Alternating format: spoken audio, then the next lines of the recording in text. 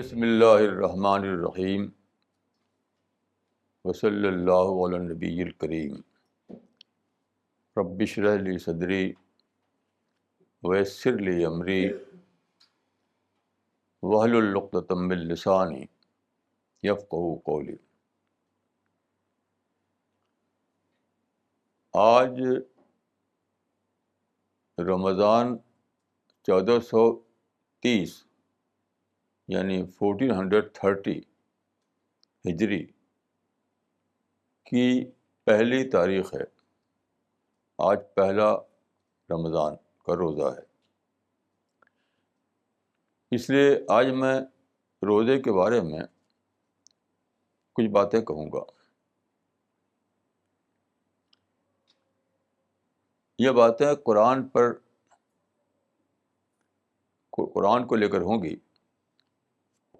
قرآن میں سورہ البقرہ میں روزے کے بارے میں ڈیٹیل کے ساتھ آیا ہے، اس سے میں نے کچھ پوائنٹ آف کیے ہیں، اسی کی روشنی میں روزے کے بارے میں کچھ کہنا چاہوں گا۔ دیکھیے، پہلی بات یہ ہے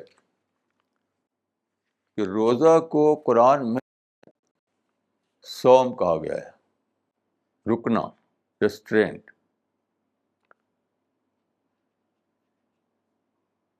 رکنا کس چیز سے؟ کھانے پینے سے اور دوسری چیزوں سے، ساتھ ساتھ بولنے سے بھی۔ دیکھیے، پچھلی شریعت میں، یہود کی شریعت میں صوم سکوت ہوتا تھا، چپ کا روزہ۔ وہ اسلامی شریعت میں بھی موجود ہے، اس فرق کے ساتھ کہ پہلے تھا صوم سکوت، اب ہے قلت کلام۔ کم بولنا اب بھی روزے کا انٹیگرل پارٹ ہے۔ جو لوگ روزہ رکھ کر خوب بہت زیادہ بولے ہیں، انہوں نے روزہ نہیں رکھا۔ کیوں؟ یعنی صوم یعنی ایبسٹیننس۔ کیوں ایبسٹیننس؟ فار دا سیک آف ایبسٹیننس نہیں، ایبسٹیننس فار دا سیک آف ایبسٹیننس نہیں، یعنی رکنا فار دا سیک آف رکنا نہیں۔ رکنے کا مطلب کیا ہے؟ ورلڈلی چیزوں میں اپنے انوالومنٹ کو کم کرنا۔ آدمی اپنی ڈیلی لائف میں ورلڈلی چیزوں میں پھنسا رہتا ہے، تو روزے کا مہینہ اس لیے ہے کہ ورلڈلی چیزوں میں اپنی انوالومنٹ کو آپ کم کریں۔ مثلاً کھانا آپ رات کو کھائیں، دن کو نہ کھائیں۔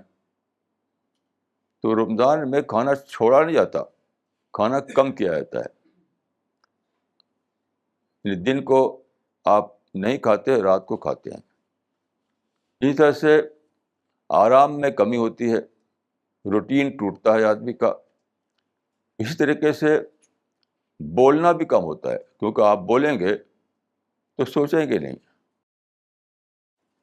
کسی نے کہا ہے کہ when I am speaking, I am not thinking۔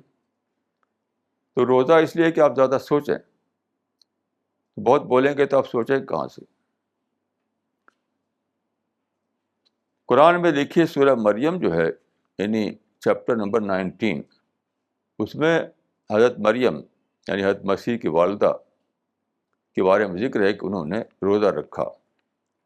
تو فرمایا کہ انی نذرت للرحمن صوما فلن اکلم اليوم انسیا۔ اس کا مطلب کیا ہوا؟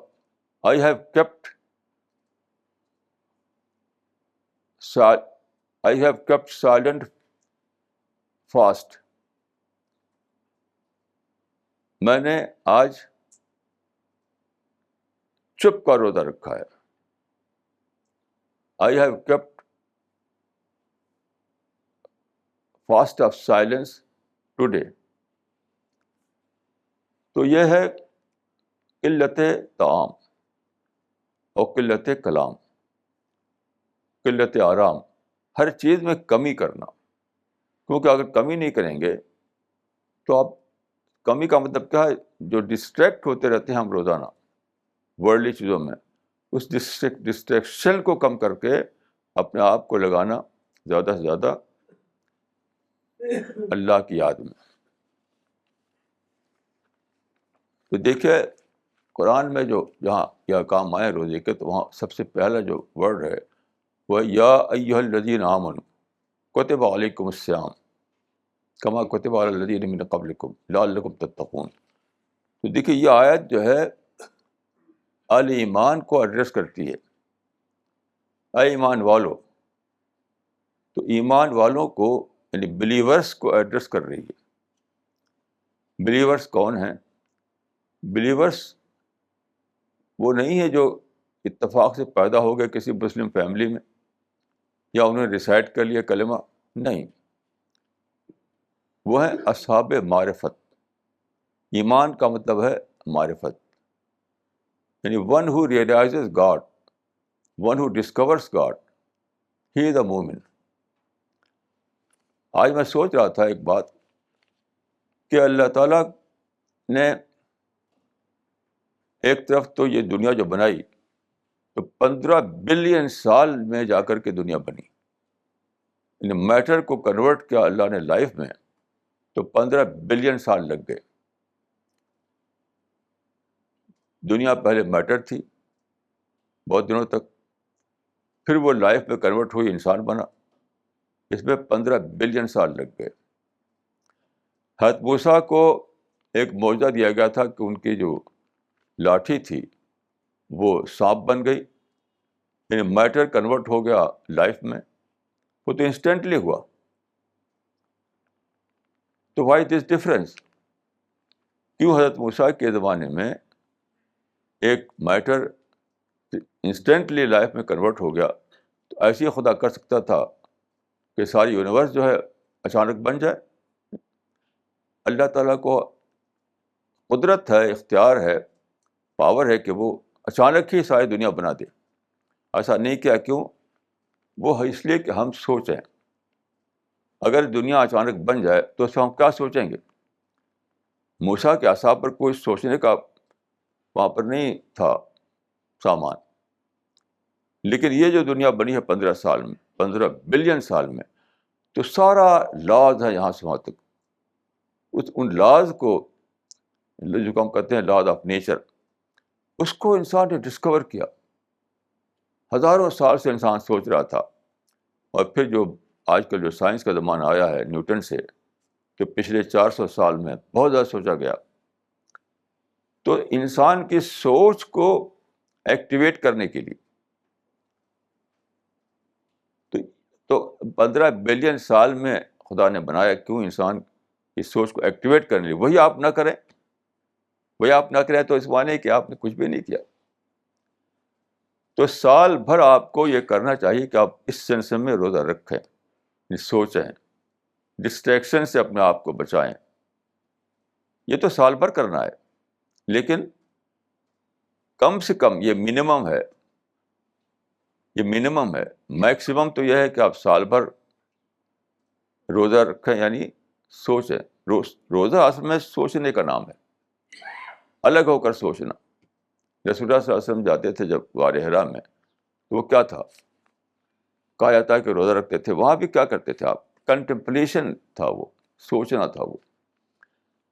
لیکن سال کا ایک مہینہ، رمضان کا مہینہ جو ہے، اس میں تو اسپیشلی آپ کو بالکل اپنے کو ڈیڈیکیٹ کر دینا چاہیے اسی کام میں.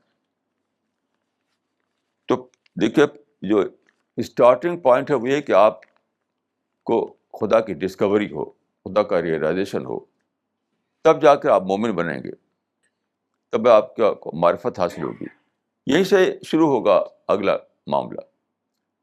یعنی اگر آپ کو ایمان ان دا سینس آف معرفت نہ ملا ہوا ہو، آپ روزہ رکھیں، تو کیا ہوگا؟ وہ روزہ وہ کچھ بھی نہیں ہوگا. آج میں نے اردو پیپر میں پڑھا آج صبح کہ دلی میں روزہ آتے ہی روزے کی سرگرمیاں شروع ہو گئیں. آج کے پیپر میں، اردو کے پیپر پڑھ سکتے ہیں آپ. اس میں کیا تھا؟ مسجدوں میں روشنیاں ہو رہی ہیں اور دکانوں پر خوب کھجور اور فلاں کھانے کے آئٹم بک رہے ہیں. اور لوگ ایک دوسرے کو مبارکباد دے رہے ہیں. اسی طرح کی چیزیں ورلڈلی سرگرمیوں کا مہینہ بنا دیا روزے کو.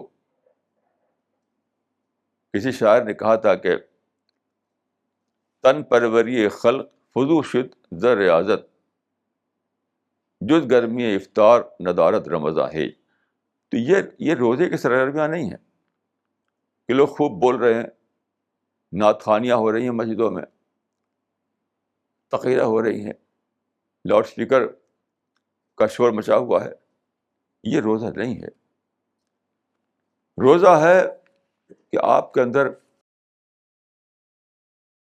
سوچ بڑھے, آپ کی سوچ بڑھے, سچائیوں کو جاننے کے لیے آپ گہری طریقے سے سوچیں.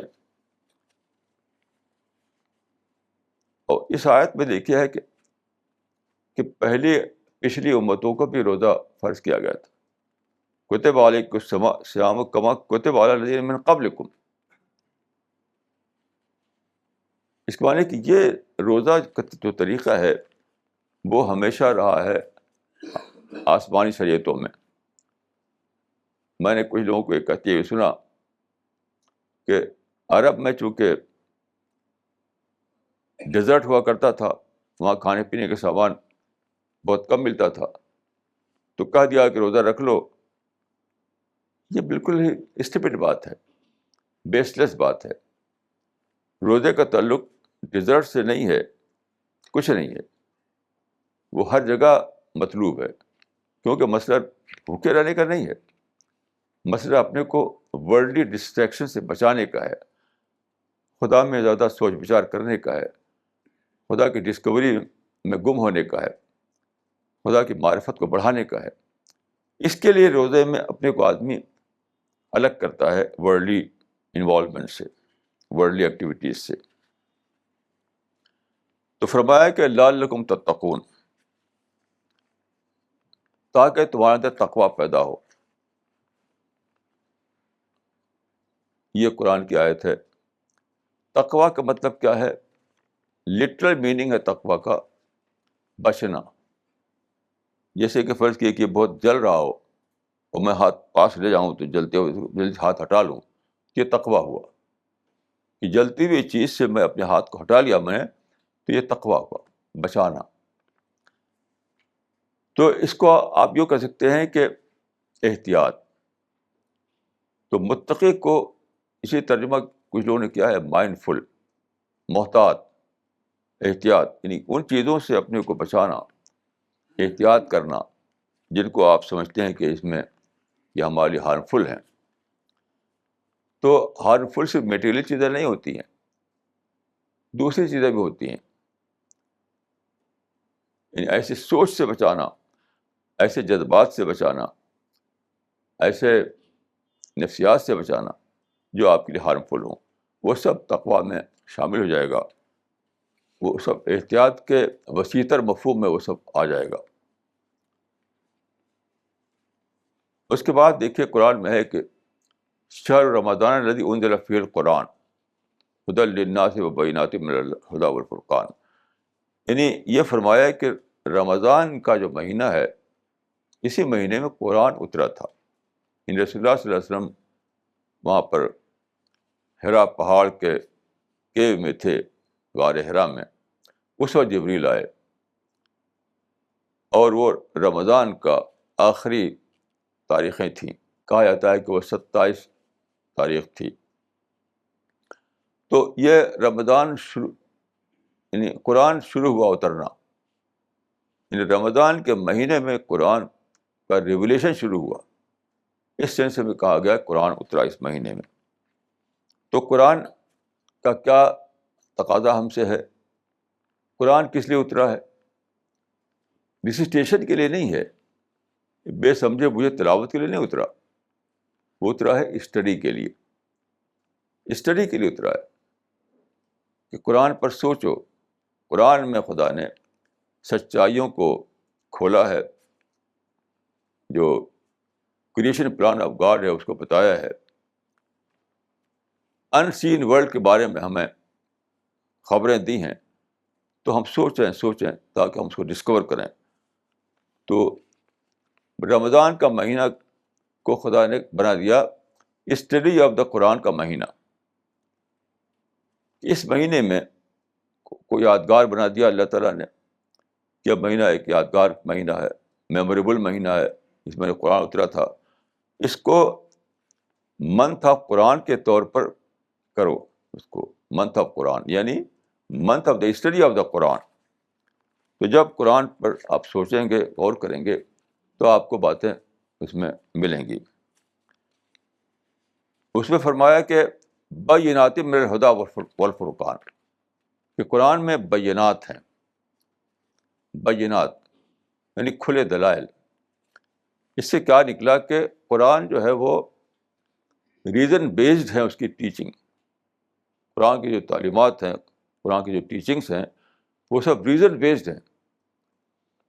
اس میں کوئی مسٹیریس چیزیں نہیں ہیں اس کے اندر, نہ کوئی سپرسٹیشن اس کے اندر ہے. ریزن بیسڈ ہیں ساری باتیں. آپ عقل کو استعمال کریں, اپنی سوچ کو استعمال کریں, تو ان باتوں کو آپ ڈسکور کریں گے. اور جب آپ ڈسکور کریں گے تبھی تو اس کی گہرائیوں کو پائیں گے آپ.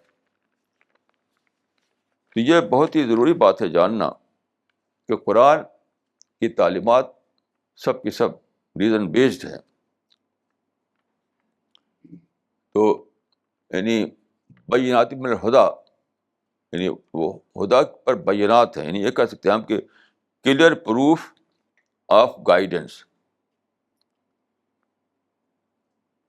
جو گائیڈنس قرآن مجید میں ہے اس کے ساتھ پروف بھی جڑا ہوا ہے, اس کی ریزن بھی جڑی ہوئی ہے. یہ سب کے سب ریشنل بیسس پر ہیں سب کے سب. ایسا نہیں کہ بس یوں ہی ہیں. تو سب کے سب ریشنل ٹیچنگس ہیں قرآن مجید میں. لیکن وہ کب آپ جان پائیں کہ اس کو, جب آپ سوچیں. کہ آپ سوچیں گے نہیں تو جان بھی نہیں پائیں گے. تو ریزن بیسڈ ہونا قرآن کی تعلیمات کا, قرآن کی ٹیچنگ کا, یہ ہمیں انوائٹ کرتا ہے کہ ہم اس کو سوچیں.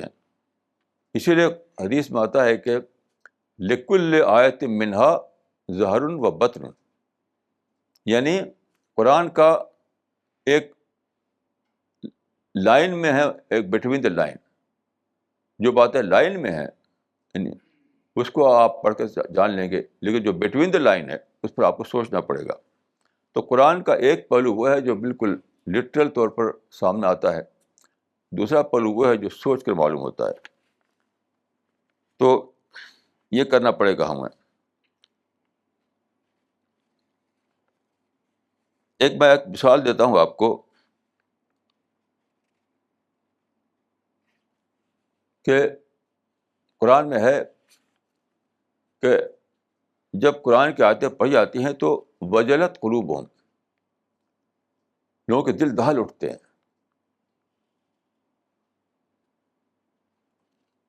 الذین اذا ذکر اللہ وجلت قلوبہم, جب اللہ کا ذکر کیا جائے, اللہ کی باتیں سامنے لائی جائیں, اللہ کے کلام کو پڑھا جائے تو وجلت قلوبہم, ان کے دل دہل اٹھتے ہیں. اب سوچیں کہ دل کیسے دہل اٹھیں گے. دل دہل اٹھنا ہے, صرف آپ ریسائٹ کریں تو دل نہیں دہل اٹھے گا آپ کا. جب سوچیں تب ایسا ہوگا کہ آپ کو دل دہل اٹھے. جیسے مثال کے طور پر قرآن میں ایک آیت ہے کہ اللہ نے آسمان کو بلند کیا اس طرح کہ بغیر آمدن ترونہا,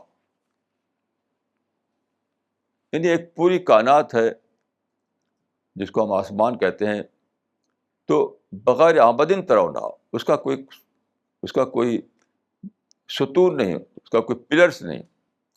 یعنی اتنی بڑی کائنات کھڑی ہوئی بغیر پلرس کے. اس طرح آپ سوچیے. تو اب جو دیکھیے, جو پہلے انسان اس کو ایک عقیدے کے طور پر جانتا تھا, اب سائنس نے اس کو ایک واقعے کے طور پر بتا دیا ہے. کوئی جب سے انسان نے ٹیلیسکوپ ڈسکور کی, ٹیلیسکوپ, تو انسان کو کے لیے ممکن ہو گیا کہ بہت دور تک دیکھے. پھر ٹیلیسکوپ ایسی بنائی گئی جس میں کہ کیمرے لگے ہوئے تھے, ایسے سیٹلائٹ بنائے گئے, اوپر گئے, اوپر جا کر انہوں نے فوٹو لیا تو بہت دور تک انسان نے دیکھا. تو معلوم ہوا کہ کائنات جو ہے بہت ہی بڑی ہے. یعنی اسپیس, ابھی تک اسپیس کا کوئی لمٹ نہیں معلوم ہم کو. اس کے اسپیس کے اندر کیا ہے, گلیکسیز ہیں بہت ہی بڑی بڑی, ملین بلین ستارے ایک ایک گلیکسی میں ہیں, اسٹارس ہیں, پلینٹس ہیں, اور بہت ہی دور تک پھیلے ہوئے ہیں. ان کی دوریاں اتنی زیادہ ہیں کہ ہم اس طرح نہیں ناپ سکتے جس سے ہم ناپتے ہیں شہروں کو, کہ ہم کہتے ہیں کہ دلی سے کلکتہ اتنے مائل ہے, ایسا ہم نہیں کہہ پاتے. تو وہاں پر لائٹ ایئرس کو استعمال کیا جاتا ہے, لائٹ ایئرس کو استعمال کیا جاتا ہے اس ڈسٹینس کو بتانے کے لیے جو یونیورس میں ہے. اور یہ سارا اسپیس میں ہے, ایسا نہیں ہے کہ جسے کوئی کوئی کوئی کوئی کوئی چیز اس پر کھڑا ہوا ہو. سب جیسے یہ بلڈنگ جو ہے ایک زمین پہ کھڑی ہوئی ہے, یہ بلڈنگ ایک زمین پہ کھڑی ہوئی ہے, لیکن اتنی بڑی جو اسپیس میں جو اتنی بڑی دنیا ہے کائنات, وہ کسی سے کھڑی نہیں ہوئی ہے, اسپیس میں معلق ہے, اسپیس میں موو کر رہی ہے بغیر آمد ترونا. اور آپ سوچیں کہ اتنی بڑی کائنات جس کے ڈسٹینس کو ناپنے کے لیے ہم کو لائٹ گیس استعمال کرنا پڑتا ہے, تو آپ بالکل تھرتھری آ جائے گی, تھرتھری, کہ اتنی بڑی کائنات بغیر ستون کے کھڑی ہے, بغیر پلرس کے کھڑی ہے, بغیر کسی بیس کے کھڑی ہوئی ہے, ہوا میں ہے, اسپیس میں ہے. تو پھر آپ کو بالکل تھرتھراہٹ ہو جائے گی. آپ اسی کو کہا گیا کہ وجرت قلوب, ان کا دل دہل اٹھے گا. تو یہ کب ہوگا؟ جب آپ سوچیں گے, جب آپ سوچیں گے, سوچے کے بغیر نہیں ہو سکتا ہے. یہ اللہ تعالیٰ نے جو فرمایا کہ رمضان میں قرآن اترا, اس رات, یعنی قرآن کے مطابق وہ رات کا وقت تھا. جب قرآن اترنا شروع ہوا تو وہ رات کا وقت تھا. رمضان کے مہینے کی کوئی آخری ڈیٹ تھی اور وقت تھا رات کا. اس وقت جبریل آئے. اس رات کو قرآن میں لیلۃ القدر کہا گیا ہے. انا انزلناہ فی لیلۃ القدر. تو لیلۃ القدر کی بہت اہمیت ہے. خیر من الف شہر کہا گیا اس کو, 1000 مہینوں سے بہتر ہے. تو چنانچہ لوگ رمضان کے آخری مہینوں میں لیلۃ القدر کو پانے کے لیے باتیں کرتے ہیں. حضرت عائشہ نے رسول اللہ سے پوچھا کہ اگر میں لیلۃ القدر کو پا جاؤں, جس کو ہم شب قدر کہتے ہیں, نائٹ آف ڈسٹنی, تو میں کیا کروں؟ تو رسول اللہ نے فرمایا کہ تم یہ دعا کرو, اللہم انت عفو تحب العفو فاعف عنی. اللہم انت عفو تحب العفو فاعف عنی. اے اللہ, تو بہت معاف کرنے والا ہے, تو معافی کو پسند کرتا ہے, تو مجھ کو بھی معاف کر دے. اس دعا میں آپ نے کیا بات فرمائی؟ یہ الفاظ نہیں ہے, ان الفاظ کو نہ سمجھے کہ بس یہ الفاظ دہرا دیا آپ نے تو بس کام ہو گیا آپ کا. یہ مطلب نہیں ہے. اس کا مطلب یہ ہے کہ شب قدر جو ہے, آپ نے یہ بتانا, اس کے ذریعے بتایا کہ شب قدر میں کیا چیز مانگنا چاہیے. شب قدر ملتی ہے آپ کو تو کیا چیز مانگنا چاہیے. آپ اولاد مانگیں اور بلڈنگیں مانگیں اور پیسہ مانگیں, بزنس مانگیں, اس کے لیے شب قدر نہیں ہے. شب قدر اس لیے کہ آپ اللہ کی مغفرت مانگیں. اے اللہ, تو بہت معاف کرنے والا ہے, معافی کو پسند کرتا ہے, تو مجھے معاف فرما دے. تو سب سے بڑی مانگنے کی چیز اللہ تعالیٰ سے یہ ہے. اس دعا کے ذریعے آپ نے یہ سبق دیا کہ مانگنے کی چیز کیا ہے. ایک مسئلہ ہلال کا ہے, یہ بہت زیادہ ہر سال اس پہ بحثیں ہوتی ہیں کہ چاند دیکھا جائے تب روزہ بنایا جائے یا کس طریقے سے. تو اس بارے میں میری رائے یہ ہے کہ حدیث میں اگر چاہتا ہے کہ سومو لرؤیتہ ہی، یعنی دیکھ کر روزہ رکھو، دیکھ کر روزہ رکھو، لیکن قرآن میں جو لفظ ہے فمن شہد منکم الشہر فلیصم، دیکھیے ایک فرق ہے قرآن میں اور حدیث میں یہاں پر، کہ حدیث میں فرمایا کہ تم چاند کو دیکھ کر روزہ رکھو، تو انہوں نے سمجھ لیا کہ آنکھ سے دیکھنا ضروری ہے، لیکن قرآن میں یہ لفظ نہیں ہے، قرآن میں فمن شہد منکم الشہر فلیصم، اس کا ٹرانسلیشن یہ ہے کہ تم میں سے جو شخص اپنے آپ کو پائے رمضان کے مہینے میں تو وہ روزہ رکھے۔ یہاں پر دیکھیے دیکھنے کی بات نہیں ہے، رمضان کے مہینہ آ جانے کی بات ہے۔ تو میں سمجھتا ہوں کہ یہ زمانہ جب کہ آبزرویٹری پیدا ہو چکی ہے، آبزرویٹری کے ذریعے آپ دیکھ سکتے ہیں، کیلکولیٹ کر سکتے ہیں، تو آبزرویٹری کے ذریعے جو کیلکولیشن کیے جاتے ہیں اس کی بیس کو لے کر کے اگر کیلنڈر بنایا جائے تو میرے نزدیک عین جائز ہوگا، کیونکہ دیکھیے یہ بہت ہی زیادہ حسابی بات ہے، پوری کائنات میتھمیٹیکل ہے، اسی لیے ایک سائنسدان نے کہا ہے کہ خدا جو ہے وہ میتھمیٹیکل مائنڈ معلوم ہوتا ہے، خدا میتھمیٹیکل مائنڈ معلوم ہوتا ہے۔ تو یہ جو روٹیشن زمین کا ہے، تو چاند کے بارے میں بالکل اچھی طرح سے یہ معلوم ہو چکا ہے کہ اگر یعنی ہر 29 کو چاند ہو ہی جاتا ہے، یعنی مہینے کے ہجری کیلنڈر کا جو 29 ہے تو چاند ہو ہی جاتا ہے اس کو، ایسا نہیں کہ نہ ہو، صرف یہ فرق ہے کہ اگر 8 ڈگری اوپر ہے تو دکھائی دے گا، 8 ڈگری سے کم ہے تو دکھائی نہیں دے گا، بس ایک بات اتنی صرف ہے۔ تو یہ آپ کیلکولیشن کے ذریعے بالکل معلوم کر سکتے ہیں کہ اس ڈیٹ کو چاند 8 ڈگری سے اوپر ہوگا کہ نیچے ہوگا، تو کیلنڈر بنا سکتے ہیں آپ۔ تو میری رائے ذاتی طور پر یہ ہے کہ آنکھ سے دیکھنے کی شرط کو لازم نہیں ماننا چاہیے، بلکہ کیلکولیشن کے بیس پر ہم کیلنڈر بنا سکتے ہیں اور روزہ اور عید کا اس کو تعین کر سکتے ہیں۔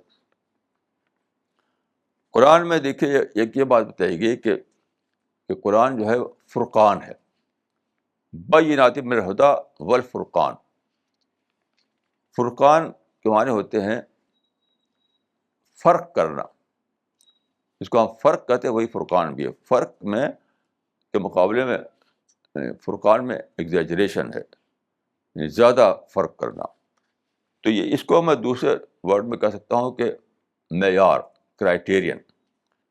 تو قرآن ہمیں کرائیٹیرین دیتا ہے، فرق کرنا دیتا ہے۔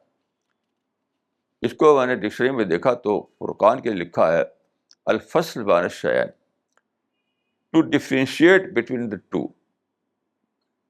ڈفرینشیٹ بٹوین ٹو سچویشنز، دو چیزوں کو فرق کر کے دیکھ سکنا۔ تو یہ بہت ہی امپورٹنٹ بات ہے، کیونکہ اسی کی وجہ سے دیکھیں کنفیوژن ہوتا ہے۔ سارے جو انٹلیکچوئل کنفیوژن ہے، بیشتر لوگ کنفیوژن میں جیتے ہیں، جس کو بھی دیکھیے، کیونکہ اس کو فرقان حاصل نہیں ہے، الفصل بین الشیئین حاصل نہیں ہے، پرنسپل آف ڈفرینسیشن اس کے اندر پیدا نہیں ہوا۔ تو قرآن وہ چیز دیتا ہے، یہ بہت ہی بڑی دین ہے قرآن مجید کی۔ جب آپ قرآن پہ اسٹڈی کریں گے صحیح طریقے سے تو آپ کا ذہن کھلے گا، آپ کا انٹلیکچوئل ڈیولپمنٹ ہوگا، اور یہ انٹلیکچوئل ڈیولپمنٹ آپ کے اندر فرقان پیدا کرے گا کہ آپ چیزوں کو ڈفرینشیٹ کر کے دیکھ پائیں گے۔ یہ کتنی بڑی نعمت ہے، چیزوں کو سارٹ آؤٹ کر کے دیکھ پائیں گے، یہ فرقان۔ تو یہ کب ہو سکتا ہے؟ اگر قرآن کی صرف آپ یعنی ریسائٹ کریں، تلاوت کریں، تو فرقان کہاں سے آ جائے گا؟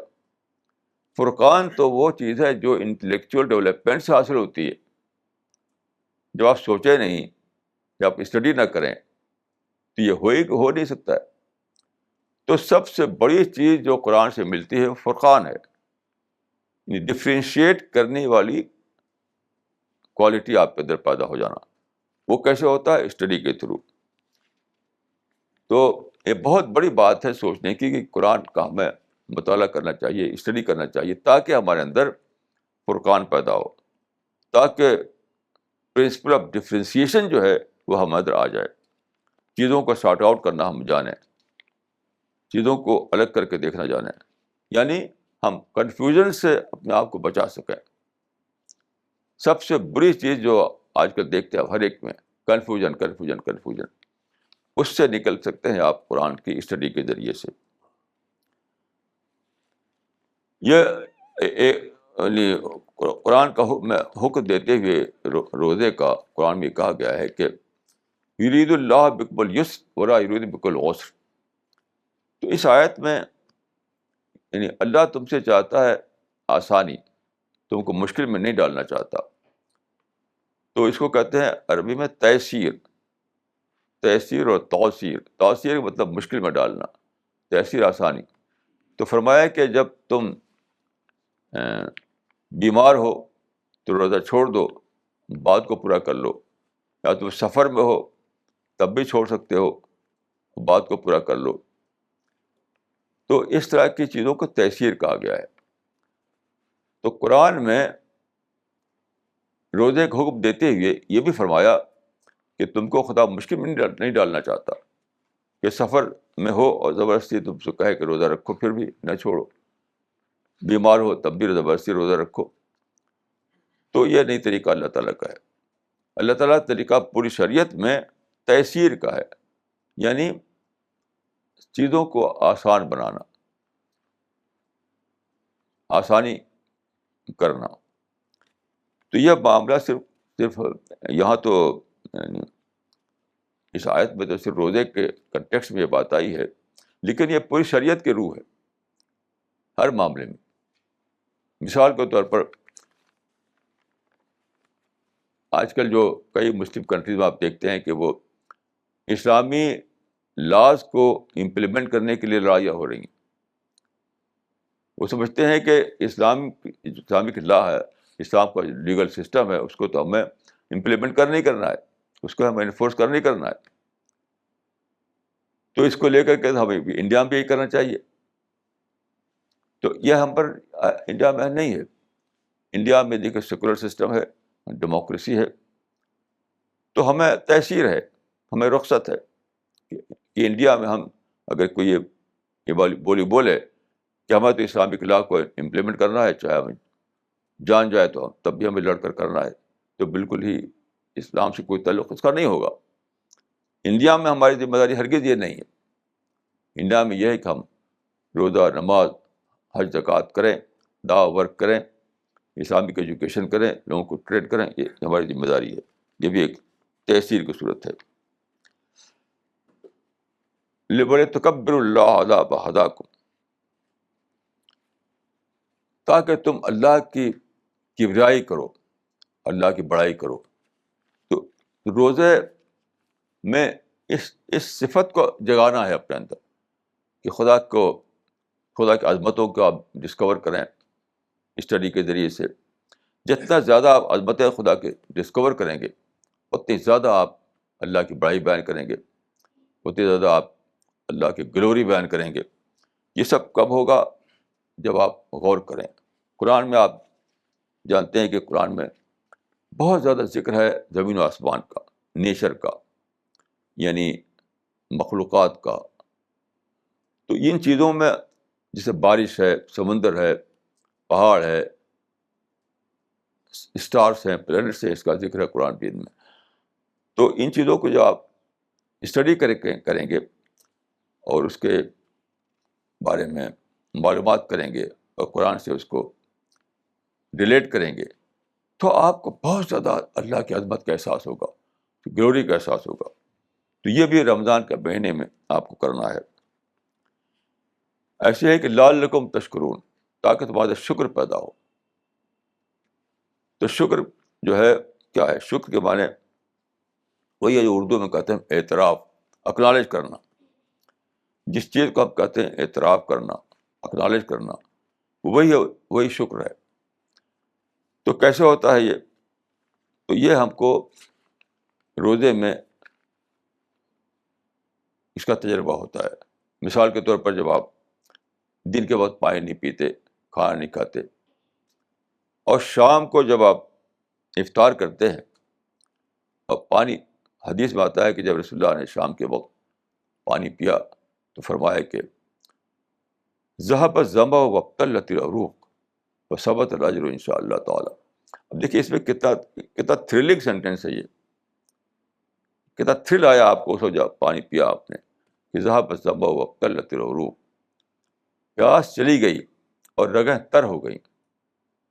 بڑا عجیب یہ ہے، ذهب الظمأ وابتلت العروق، پیاس چلی گئی اور رگیں تر ہو گئیں. تو جب آپ کو یہ احساس ہوتا ہے کہ پانی کے بغیر میرا حال تھا جیسے سوکھی لکڑی بنا ہوا تھا، میں گلا سوکھ رہا تھا میرا، اور جب پانی پیا تو ایک دم ایک ہرا بھرا میں ہوا، تر و تازہ ہو گیا، فریش ہو گیا. اس طریقے سے یہ احساس دلانا مقصود ہے روزے کے ذریعے سے. قرآن میں ہے کہ اسی ذیل میں کہ وَإِذَا سَأَلَكَ عِبَادِي عَنِّي فَإِنِّي قَرِيبٌ أُجِيبُ دَعْوَةَ الدَّاعِ إِذَا دَعَانِ. یہ فرمایا کہ جب بندے میرے بارے میں پوچھیں تو میں بندوں کے قریب ہوں اور ان کی دعا کو سنتا ہوں. فَلْيَسْتَجِيبُوا لِي وَلْيُؤْمِنُوا بِي.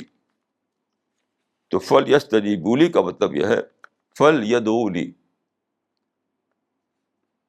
فَلْيَسْتَجِيبُوا لِي کا مطلب ہے فَلْيَدْعُوا لِي، یعنی مجھے پکاریں، مجھ سے دعا کریں، مجھ سے طالب ہوں.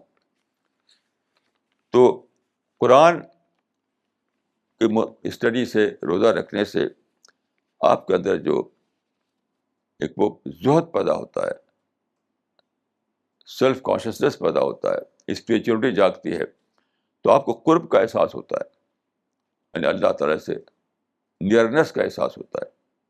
جتنا آپ کے اندر اسپریچولیٹی آئے گی، روحانیت آئے گی، اتنا ہی آپ کو اللہ تعالیٰ سے نیئرنیس کا احساس ہوگا، قربت کا احساس ہوگا.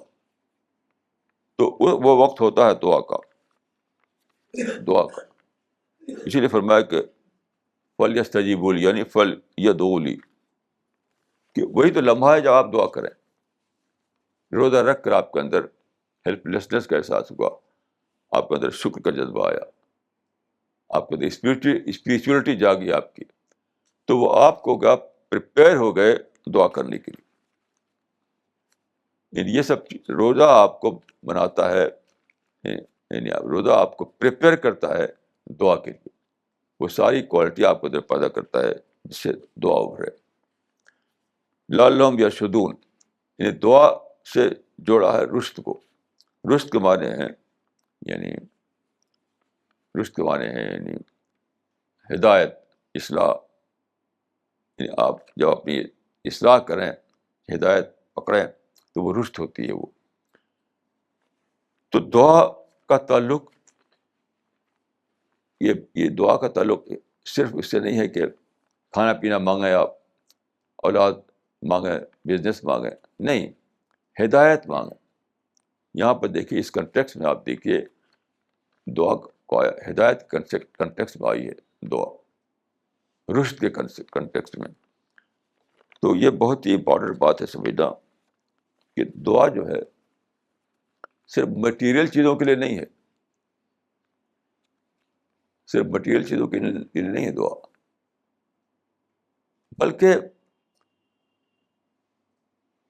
مثلا آپ دعا ورک کر رہے ہیں، دعا ورک میں آپ کو دعا کرنا ہے. آپ نماز پڑھ رہے ہیں، نماز کو آپ کی نمازیں خوب اچھی نمازیں ہوں، اس کے لیے دعا کرنا ہے. آپ قرآن کی اسٹڈی کر رہے ہیں، اس کے لیے بھی دعا کرنا ہے. جیسے بہت بڑے اسکالر تھے وہ ابن تیمیہ، امام ابن تیمیہ کہا جاتا ہے ان کو. تو وہ قرآن پڑھ رہے تھے، کوئی آیت ان کی سمجھ میں نہیں آ رہی تھی، حالانکہ وہ عربی کے بہت ایکسپرٹ تھے، وہ عربی زبان کے.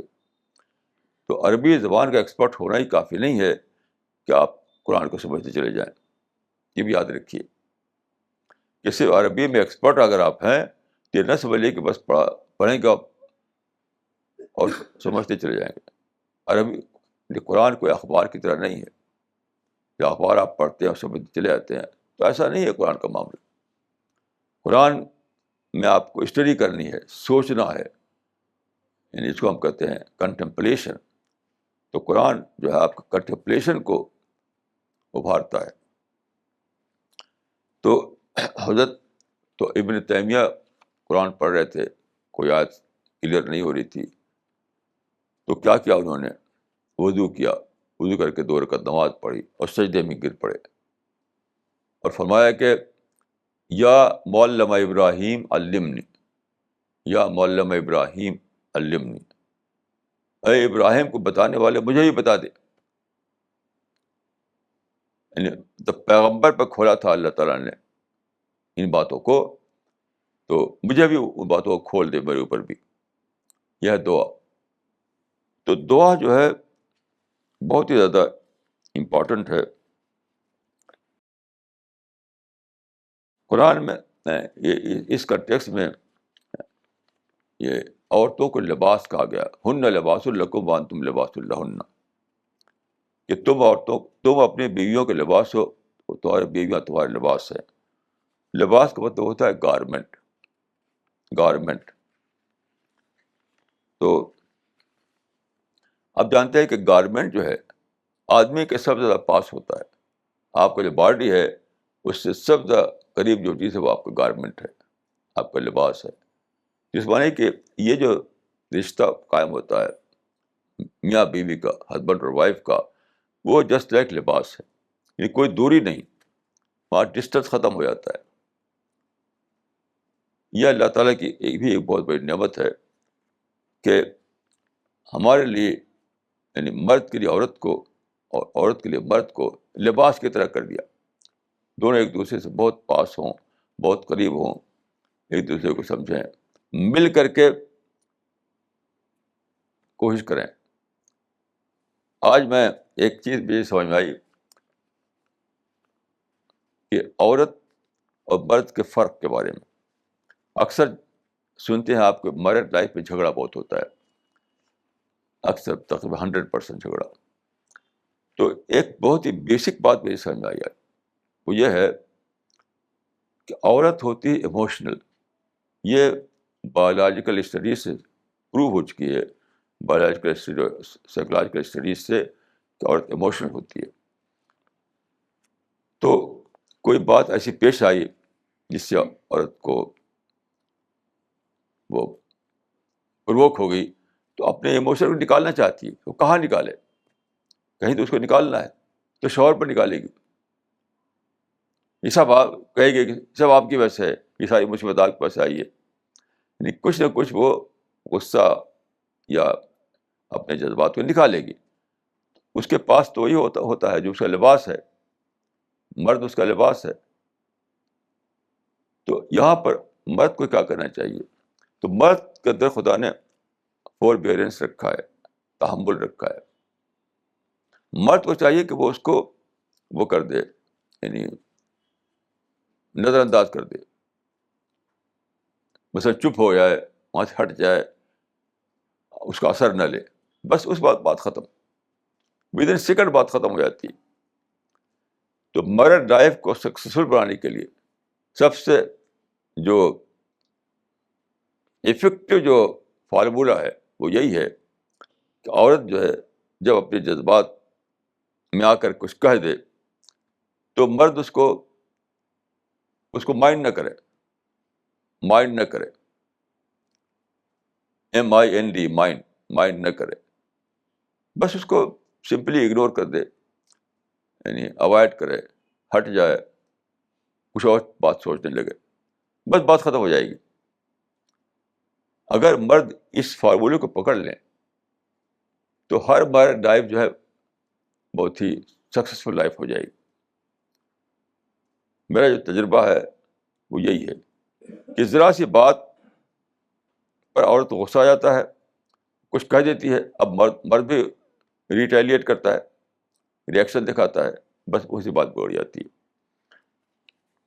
تو سوال ہے کہ عورت کو خدا نے جب جذبات دیے ہیں تو کہاں ظاہر کرے گی؟ اپنے لباس پر تو ظاہر کرے گی. وہ قریبی آدمی تو اس کا ہسبینڈ ہے. میں سمجھتا ہوں کہ ہسبینڈ کو اس معاملے میں بہت زیادہ سوچنا چاہیے. اسی طرح سے اس آیت میں اعتکاف کا بھی ذکر ہے، وانتم عاکفون فی المساجد، اعتکاف کا بھی ذکر اس آیت میں آیا ہے۔ اعتکاف کے معنی ہوتا ہے سیکلوژن میں جانا، الگ تھلگ ہو جانا، اسی کے لیے حدیث میں زہد کا لفظ آیا ہے۔ تو یعنی یوں تو آپ کو پوری زندگی ہی آپ کو بتانا ہے اعتکاف میں، اس سینس میں کہ اپنے آپ کو ڈسٹریکشن سے بچاتے ہوئے آپ معتکف ہو جائیں۔ حقیقت یہ ہے کہ اعتکاف کا مطلب ہے اپنے کو ڈسٹریکشن سے ڈیٹیچ کر لینا، ڈسٹریکشن سے دور کر لینا۔ تو مسجد میں جو بیٹھتے ہیں آپ ڈسٹریکشن سے اپنے کو بچانے کے لیے، تو یہ اعتکاف بہت ہی ضروری ہے۔ اس سے کانسنٹریشن آتا ہے آپ کے اندر، آپ کا ٹائم بچتا ہے، آپ کی سوچ زیادہ صحیح ڈائریکشن میں چلنے لگتی ہے۔ تو یہ اعتکاف بھی بہت ضروری ہے۔ اس کی رسمی شکل یہ ہے کہ مسجدوں میں لوگ آخری 10 دن کے لیے اعتکاف کرتے ہیں، وہ بھی ٹھیک ہے، لیکن اعتکاف تو ہر حال میں کرنا ہی کرنا ہے، روزے کے اندر بھی روزے کے باہر بھی، یعنی اپنے کو ڈسٹریکشن سے بچانا، اپنے کو زیادہ ڈیڈیکیٹ کرنا، اپنے آپ کو کانسنٹریٹ کرنا کسی چیز پر۔ دیکھیے کانسنٹریشن جو ہے وہ بہت ضروری ہے۔ جتنے بھی سائنٹسٹ ہیں ان کے بارے میں کہا جاتا ہے کہ ان کے اندر کانسنٹریشن کا مادہ تھا، یعنی کسی ایک چیز پر ارتکاز کر کے سوچنا، تو اس کو زہد کہا گیا ہے۔ تو آدمی کو رمضان میں جاننا چاہیے کہ اعتکاف کے اسپرٹ کے ساتھ روزہ رکھنا ہے۔ اگر اعتکاف کے اسپرٹ نہ ہو تو روزہ کچھ بھی نہیں رہے گا۔ تو یہاں پر ایک آیت یہ بھی آئی ہے کہ تلک حدود اللہ فلا تعتدوها، یعنی حدود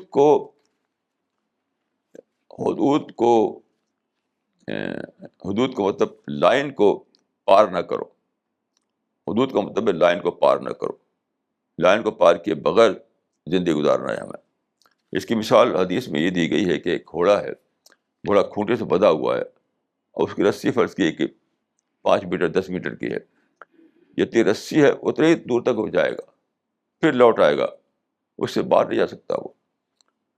تو مومن یا بلیور کا معاملہ بھی ایسے ہی کہ وہ ایمان کی رسی میں بندھا ہوا ہے، خدا کے خوف کی رسی میں بندھا ہوا ہے، اکاؤنٹیبلٹی کی رسی میں بندھا ہوا ہے۔ تو یہ سوچ کر جب آپ رہیں کہ میں خدا کے سامنے اکاؤنٹیبل ہوں، مجھے پوچھ گچھ ہوگی، تو گویا کہ آپ نے اپنے آپ کو والنٹریلی گھوڑے کی طرح سے رسی میں باندھ لیا۔ تو یہ ہے حدود اللہ کی پیروی کرنا۔ یہ بھی اس کی تربیت دی جاتی ہے رمضان کے زمانے میں۔ ایسے دیکھیے ایک بات میں یہ کہنا چاہوں گا کہ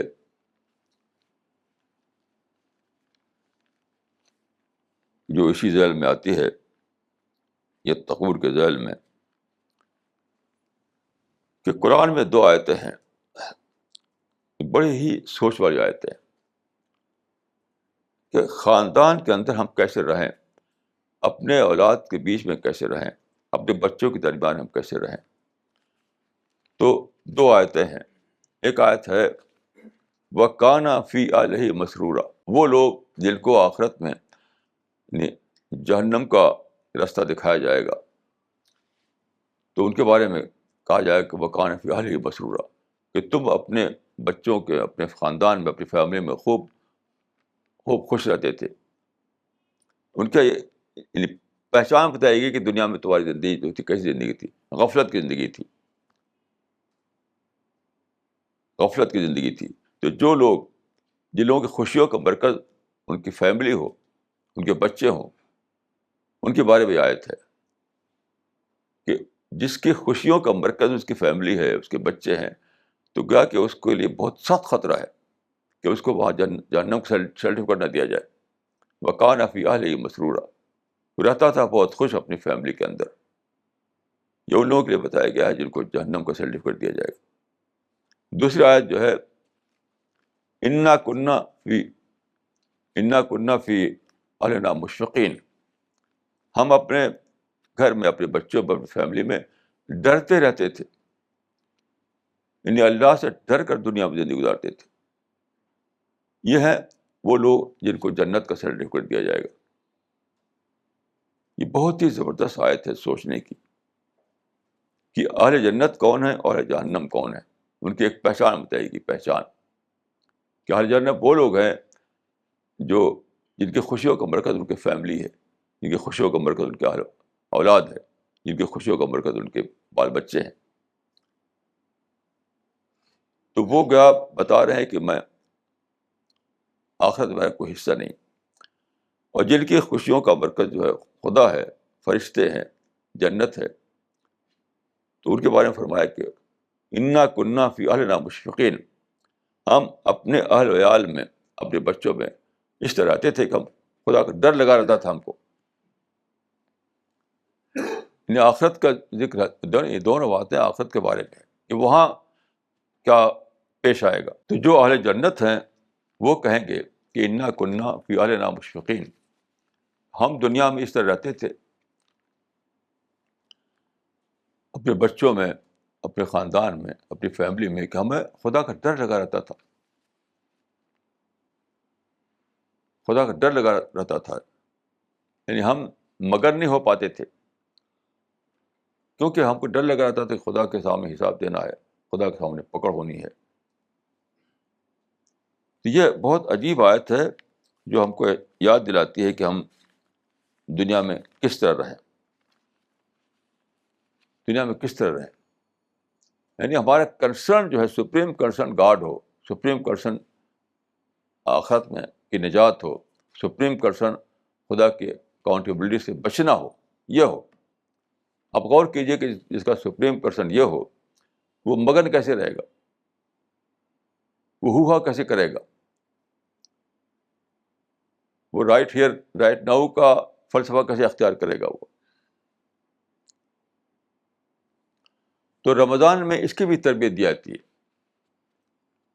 یہ تربیت کب ہوگی؟ جب آپ قرآن کو اسٹڈی کے طور پر پڑھیں، نہ کہ تلاوت کے طور پر، کیونکہ یہ سب باتیں قرآن میں موجود ہیں، یہ سب باتیں قرآن میں موجود ہیں. یہ میں یہ کہوں گا کہ رمضان جو ہے وہ شہر القرآن ہے،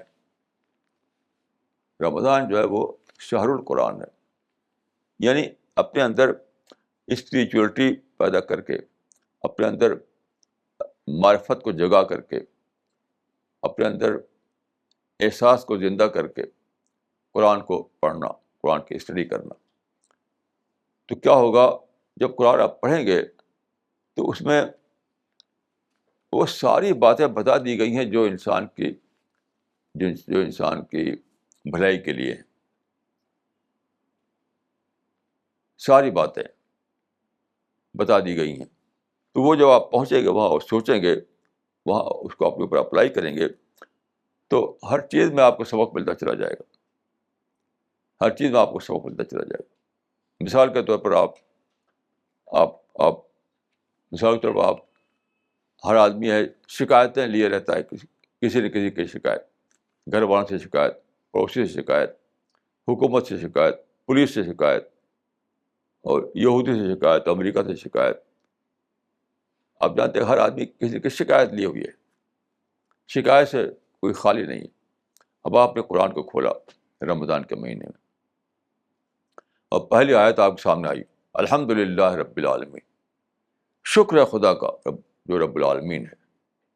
تو شکر تو جب آپ یہ کہیں کہ خدا تیرا شکر ہے، اب آپ کے اندر ایک سوچ آئے گی کہ میں تو شکایتوں میں جی رہا ہوں، شکر کیسے کروں؟ میں تو شکایتوں میں جی رہا ہوں، شکر کیسے کروں؟ تو شکایت کی نفسیات کلر ہے شکر کے لیے. یعنی شکایت اور کمپلین کی جو سائیکالوجی ہے وہ کلر ہے اس بات کے لیے کہ آپ خدا کا شکر ادا کر سکیں. اب آپ سوچیں گے کہ یہ کیا معاملہ ہے کہ میں تو شکایتیں لیے بیٹھا ہوں اور میں شکر کیسے کروں؟ وہ یہاں کہہ رہا ہے کہ شکر کرو، الحمد للہ رب العالمین کہو، تو کیا کروں؟ اب آپ سوچیں گے سوچیں گے سوچیں گے، سوچتے سوچتے آپ پر کھلے گا کہ جس چیز کو میں نے شکایت بنایا ہے چاہے ہندو کے خلاف، یہودی کے خلاف، امریکن کے خلاف، برٹشر کے خلاف، کسی کے خلاف بھی، گھر کے اندر، گھر کے باہر. اب اس کو آپ جب پن پوائنٹ کریں کہ یہ ہے وہ چیز جس کی میں شکایت دے کر بیٹھا ہوا ہوں. اب آپ سوچیں گے کہ خدا نے مجھے دے رکھا ہے، خدا نے مجھے زندگی دی، خدا مجھے زمین دی، خدا نے مجھے آکسیجن سپلائی کر رہا ہے، خدا سورج کی لائٹ دیا، خدا نے ہوا دیا، بارش دیا، ایک میری انگنت چیزیں. تو آپ سمجھ میں کیا آئے گا؟ انسان سے مجھے جو چیز نہیں ملی ہے وہ تو 1% سے بھی کم ہے، اور خدا سے جو مجھے مل رہی ہے جو چیز ہے وہ تو 99% سے بھی زیادہ ہے. تو نہ ملی ہوئی چیزیں 1% سے بھی کم ہے، اور ملی ہوئی چیز 99% سے بھی زیادہ ہے. تو کیا ہے؟ شکایت ختم ہو جائے گی، شکایت ختم ہو جائے گی. پھر آپ کے اندر شکر آئے گا، ایکنالجمنٹ آئے گا، اللہ کا اعتراف آئے گا.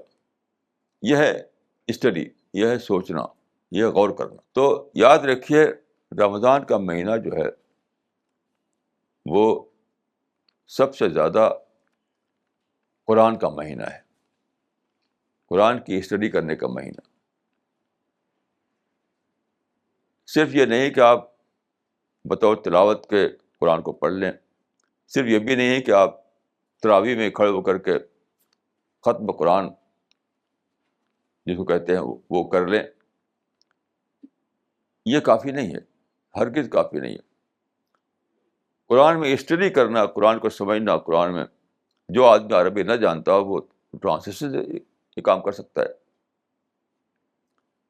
جو عربی نہ جانتا ہو وہ ٹرانسلیشن سے قرآن کو پڑھے اور غور کرے. قرآن تو بہت ہی سمپل کتاب ہے، بہت ہی آسان کتاب ہے. تو ساری باتیں اس میں ملتی چلی جائیں گی آپ کو. جسے ایک آیت ہے قرآن مجید میں کہ فی ہے ذکرکم، ہم نے قرآن اتارا ہے، فی ہے ذکرکم، اس میں تمہارا ذکر ہے، یعنی انسان کا ذکر ہے اور میرا ذکر ہے. تو جگہ جگہ آدمی پائے گا اچھا یہ تو وہ بات ہے جو دل میں تھی، جو میرے دماغ میں تھی، یہ تو وہی بات ہے. مثال کے طور پر آپ ٹینشن میں ہیں، پریشانی میں ہیں، تو قرآن کی آیت پڑھی آپ نے کہ الا بذکر اللہ تطمئن القلوب، اللہ کی یاد ہی سے انسانوں کو چین آتا ہے. تو اچانک آپ ٹینشن فری ہو جائیں گے کہ آپ اپنے ٹینشن کو کہاں آپ نے جوڑ رکھا ہے ورلڈلی چیزوں سے. ورلڈلی چیزوں سے آپ کہاں ورلڈلی چیزوں میں تو چین ملنا ہی نہیں ہے. ورلڈلی چیزوں میں تو کہیں نہ کہیں ٹینشن آنا ہی آنا ہے. تو اس کو میں جو کہتے ہیں کہ ٹیک اٹ ایزی، وہاں آپ ٹیک اٹ ایزی کا فارمولہ پکڑ لیں گے اور خدا کی یاد کریں گے، خدا میں سوچیں گے، خدا کی نعمتوں پر غور کریں گے. تو ایک آیت نے کس طرح آپ کو ٹینشن فری کر دیا. یہ مطلب فی ہے ذکرکم کہ قرآن میں تمہاری بات ہے، خدا میں تمہارے ریفرنسز ہیں. فی ہے ذکرکم کا معنی یہ ہے کہ اے انسان قرآن کو پڑھ، اس میں تمہارے ریفرنسز ہیں. اس طرح ہمیں روزہ رکھنا ہے، اس طرح ہمیں قرآن کو پڑھنا ہے، اور روزے کو ہمیں اللہ کی معرفت کا مہینہ بنا دینا ہے. اقول قولی ھذا واستغفر اللہ لی ولکم.